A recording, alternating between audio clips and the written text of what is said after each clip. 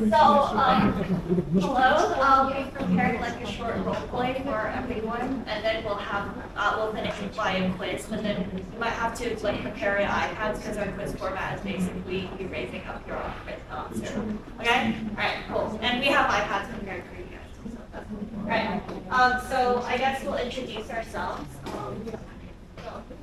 Hi, I'm the policy boss. Hi, I am the clueless client. I am underpaid employee one. And I'm an underpaid employee too. And this will be expert Liu could be joining us online. And I am the intern. okay, scene one. I want to build a garden for my family home, so it's a bit random. I should find a landscape company to help me. Hi, I heard you live at home? Yes, could you take me through the process of what I have to do to organize this kind of project? Sure. Well, first you need to procure your site. Have you talked to the government authority about whether you can build a garden next to your elderly home? Have you checked the zoning plan of your intended site and secured the land to develop that land? Oh yes, I have. Luckily, the land was pretty cheap and we comply with the zoning regulations. Okay, then it's time for our feasibility study.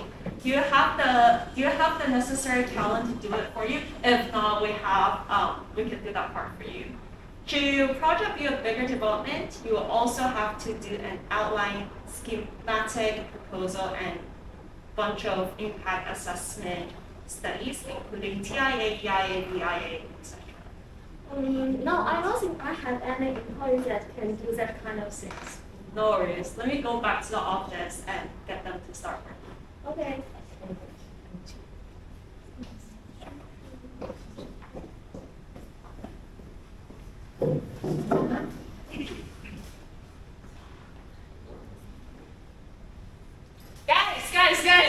Guys, start working. We need to do a feasibility study for the elderly garden project.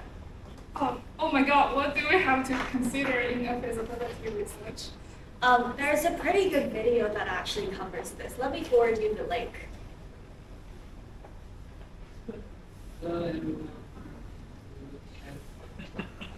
There is some tips on feasibility study. When assessing the risk and conducting a feasibility study, we must consider the following points.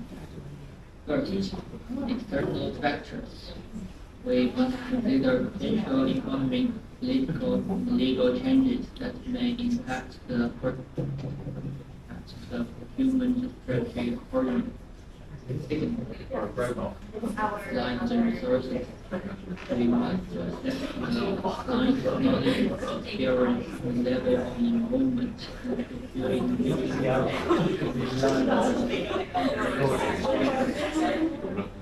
Third, project risk. We must evaluate the size, location, and uniqueness of projects to understand their influence on time, cost, and risk. Fourth, to make changes. We have to anticipate the possibility of design changes due to the evolving technologies or client's needs, and consider the project's flexibility and adaptability. Fifth, cost issue.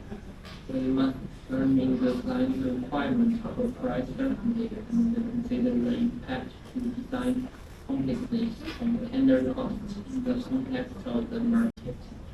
And last but not the least, timing. Accounts for design time, planning approvals, and the potential for overlapping design and construction activities to meet the specific time frame of the project. That's it for today's sharing. Thank you for watching the channel. Okay. So, scene 3.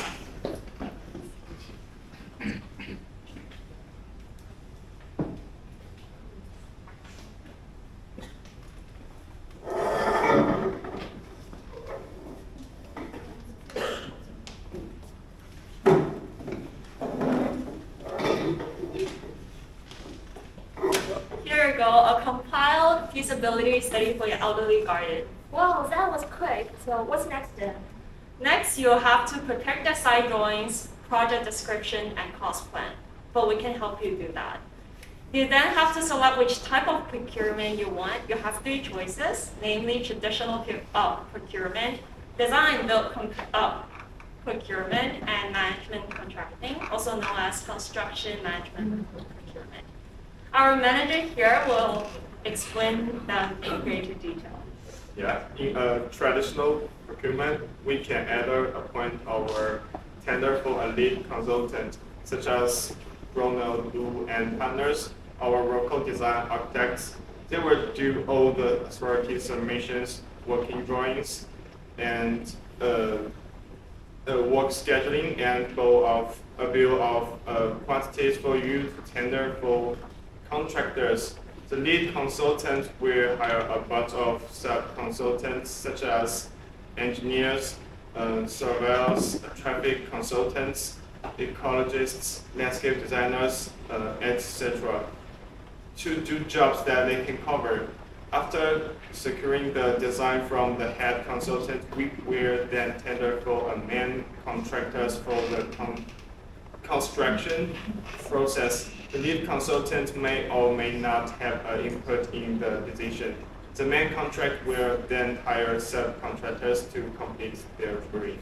Okay, I see. But what about a design and build procurement? In this case, we as the client would either appoint our tender for a main contractor, such as Xintong and Dingmen, who would be responsible for both and design, design and construction of project. The contractor will hire subcontractors or consultants to do things that they can. Then what about management contracting procurement? In this type of procurement, contractors is appointed our tender. The client and the contractor then work together to tender or appoint a design consultant. Once they have a design, we can sign a contract with the contractor, who will then hire subcontractors based on the need of the project. So the hierarchy is slightly different from that of a traditional procurement. You must also note the different types of contract used in different procurement, including lump sum contract, remeasurement contract, cost and reimbursement contract, turnkey contract, and design and build contract.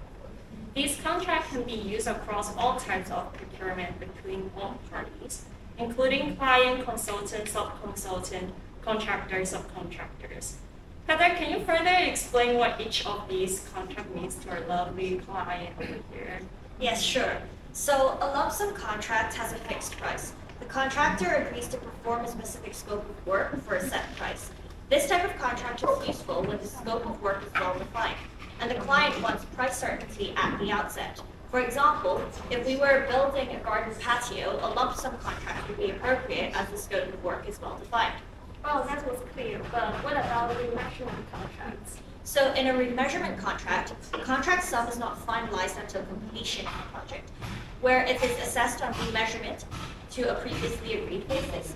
So this type of contract is useful when the works to be carried out by the contractor cannot be accurately measured before tender. For example, if we were building a bridge where the exact length and width cannot be determined until the design is finalized, a remeasurement contract would be appropriate. And what about cost reimbursement contracts? So a cost reimbursement contract is where the contractor is reimbursed for actual costs incurred, plus a fee or percentage of the costs. This type of contract is useful when the circumstances of the project preclude other alternatives, where a partnering ethos is in place. For example, if we were working on a research project where the scope of work is not clearly defined, a cost reimbursement contract would be appropriate. Then it confuses me that what about a turnkey contract? So a turnkey contract can also be called a package deal. In this case, the contractor provides a standard design proposal, taking full responsibility for both the design and the construction of the entire project. The client accepts the proposal and the contractor becomes solely responsible for delivering the project. The client's involvement in the design process is minimal, as they accept the contractor's standard design proposal. The advantage of a turnkey contract is that the client has a single point of responsibility for the entire project, as the contractor takes care of both design and construction. So what about design and build contracts? So for a design and build contract combines design and construction quality, cost, and schedule into a single point of responsibility. The contractor or design builder is responsible for both designing the project and constructing it, similar to a turnkey approach, but with nuances in terms of collaboration and project development. So in design and build contracts, the client has more say in the design process as compared to turnkey contracts. Exactly. The client's requirements are detailed, and the contractor is responsible for fulfilling those requirements through their design. The level of design responsibility and input from the contractor is typically greater in design and build contract compared to traditional. So just one more question. Which type of contract would you recommend for our upcoming project? So that depends on the nature of our project or the nature of the particular stage in our project. So if the design aspirations are functional and the design is relatively simple, a turnkey contract might be suitable. In other cases, if the project or construction has a lot of uncertainties, such as the case of building foundations, the contract administrator would have the ethical obligation to use remeasurement contracts instead of a lump sum contract. So it is important for us to consider the complexity of the project and the level of involvement that we want in the design process. So it seems like there are pros and cons to each type of contract. So we need to carefully evaluate our project needs, right? Thank you. Scene 4, back at the office.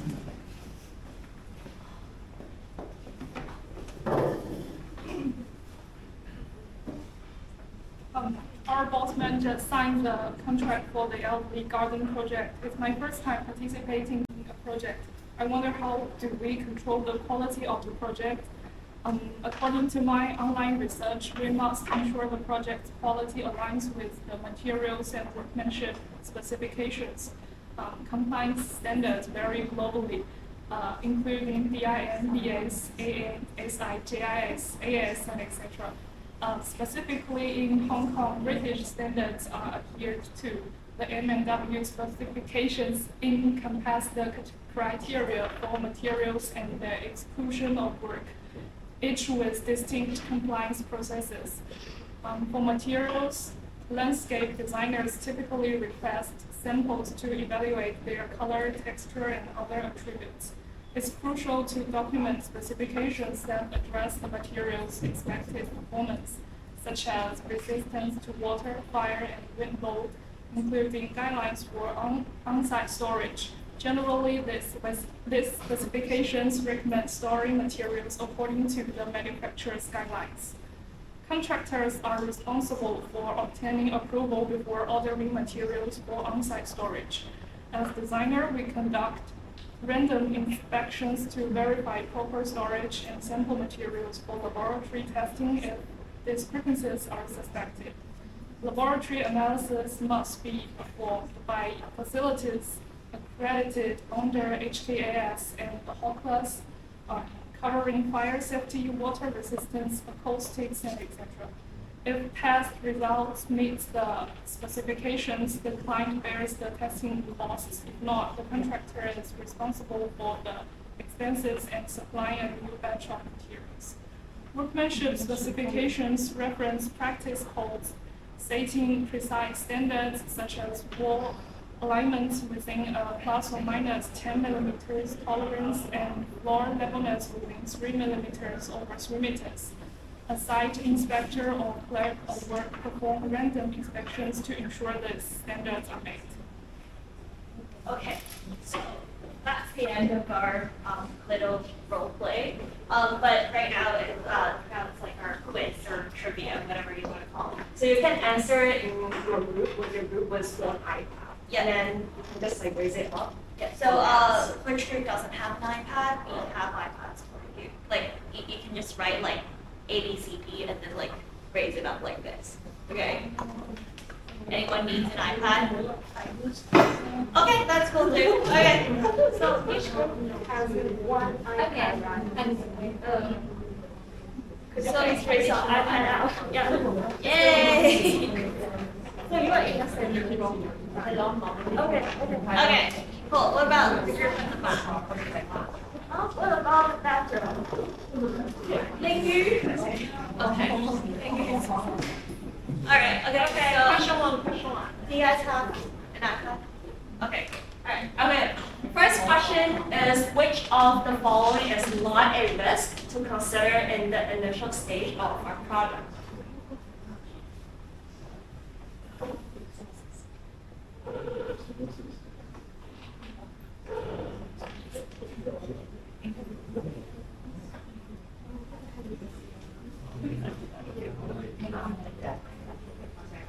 Okay, so Everyone is ready. everyone's ready? Yeah. Then we count 3, 2, 1. You can just raise at the same time. Okay. 3, 2, 1. Give up. Okay, A. A, D, What's up? A. What about this group? D. D. And substitute. What about your C? Okay. So, answer is D. So for the previous, so client resources, it really depends on like if a client's ambition is like huge, but then end up they don't really have that many resources, and like they're not really that established a developer at all. So that is actually a risk to consider. But for available technologies, I think right now it's like less of a limitation. You never know. Because if we're talking about materials, especially plant materials, Right. they're often not in stock, right? Okay, like that's like materials, but we're more talking about like construction technology. But that's like cost issues. Yeah. I think that was because like what expert do in her video. Okay, so next question. Okay, question 2, which of the following is not a document to be prepared by the client after feasibility study? These are a bit tricky.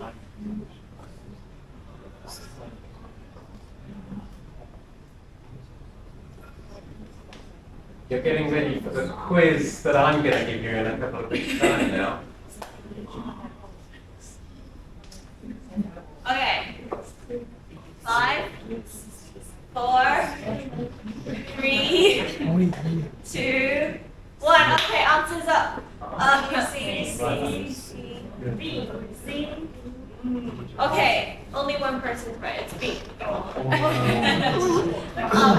So bill of quantities come in when working drawings are produced. So these are the really detailed things prepared by quantitative surveyors. But a cost plan is more rough. And as for site drawings, it's more like a rough site drawing. It's like the general site plan instead of like very detailed kind of thing. Yeah. What did you say by the client there? What the client should. Usually it's like because they need that to hire like the lead consultant, or the lead consultant might join in a little bit before the whole process, but then they like that's kind of like the like they're already kind of acting like on behalf of the client. So that's why we said by the client. But this is basically bill of quantities come in much later after authority submissions, after working drawings. And that's usually used for tendering for contractors, basically. Yeah. Okay. What about your site drawings? It's a bit ambiguous because the terms. So Right. what are site drawings? Site drawings would probably be like the Site general, extent. yeah, like the site extent, and then So land surveys? yeah, something So, like that. It could be from the government's like topographic surveys. yeah, so I would suggest they were already prepared. Okay, next. Got it. Which is the correct order of hierarchy in the traditional? Oh, yeah.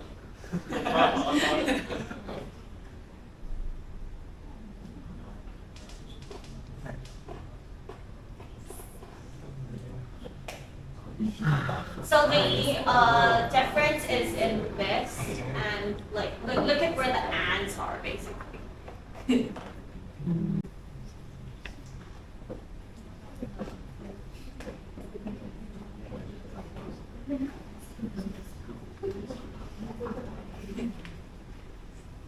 So the order of hierarchy is very different in the 3 types of procurement that we covered. So here.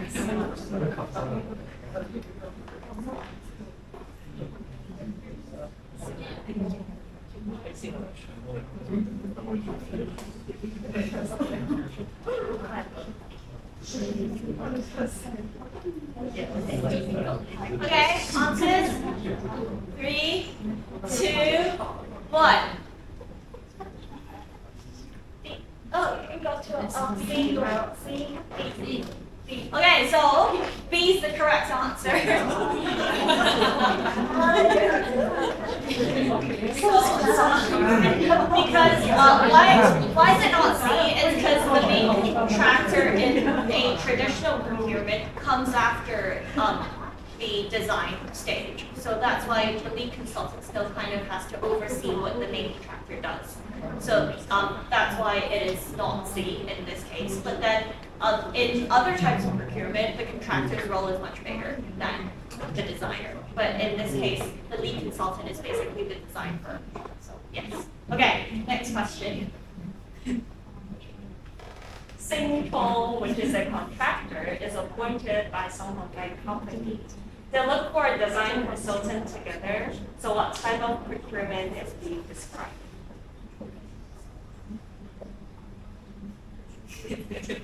Oh my God, we say that. Okay, come on. 3, 2, 1. C. Okay, yes. Oh, it's C, not B. No, B. B. B.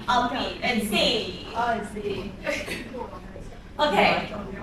That's great. So because for this one, yeah, for management contractual procurements, like the client and the contractor, the main contractor, works together to look for something. Okay, next. Which type of contract is based to a fixed price? This is an easy one. Yes. 3, 2, 1, come on. Answers, yes, A. Very good. Okay, next question.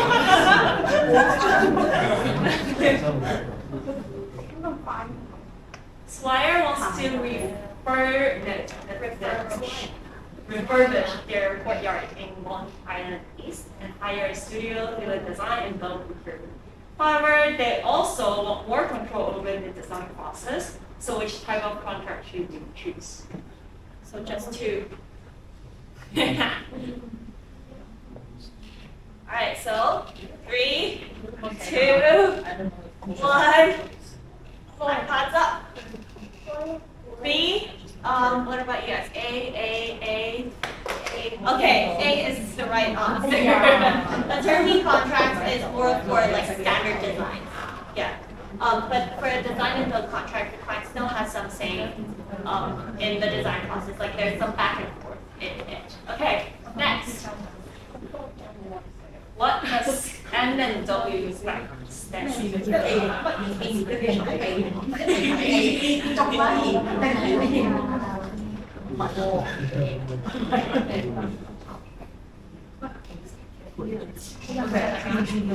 Okay.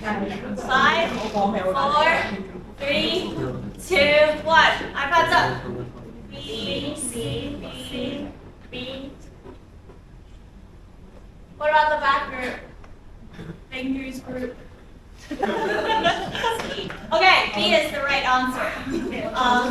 You guys did not listen to what our stupid intern online research detailed, okay? So it's work materials and workmanship specifications. These are really important in terms of, so you as a designer would have to write this. You can refer to code of practices when writing these, but it is also really important for like you to specify any additional things that you believe is necessary.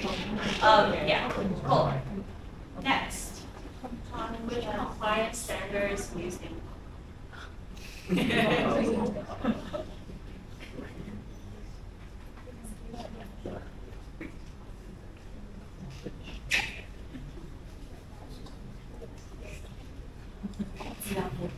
Okay, most of you are right. It's A. Very good. BS. Okay, next. So what does BS stand for?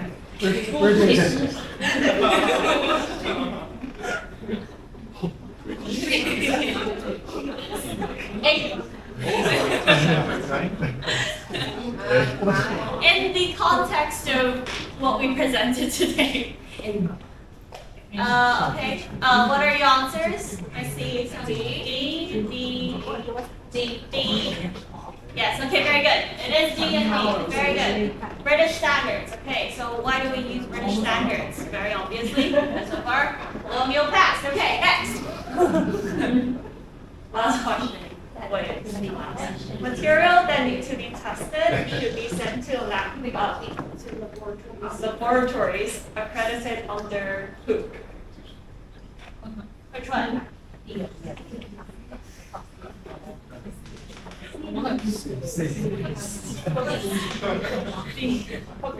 Okay, very good. It is D and D. So it has to be under Hong Kong Accreditation Services, and HOCLAS stands for Hong Kong Laboratory Accreditation Services. Yeah. Okay. Great. So this is an open-ended question, so there's no right or wrong answer. So which type of procurement and which type of contract do you think we should use for the elderly garden project mentioned in our role play? And why? So, Brad?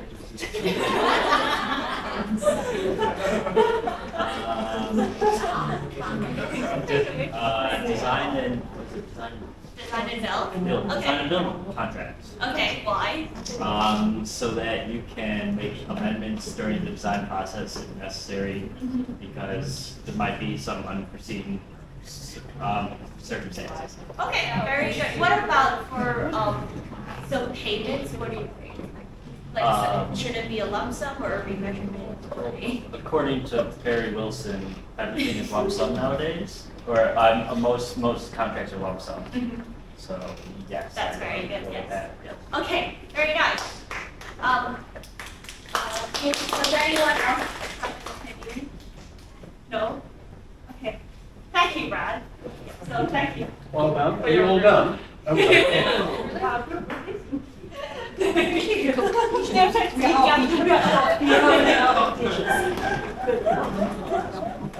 Well done. Okay, so we're starting to get a grip now on all these ideas of tendering and different contracts, and it's complicated, right? Different contracts, it's complicated, and you'll start work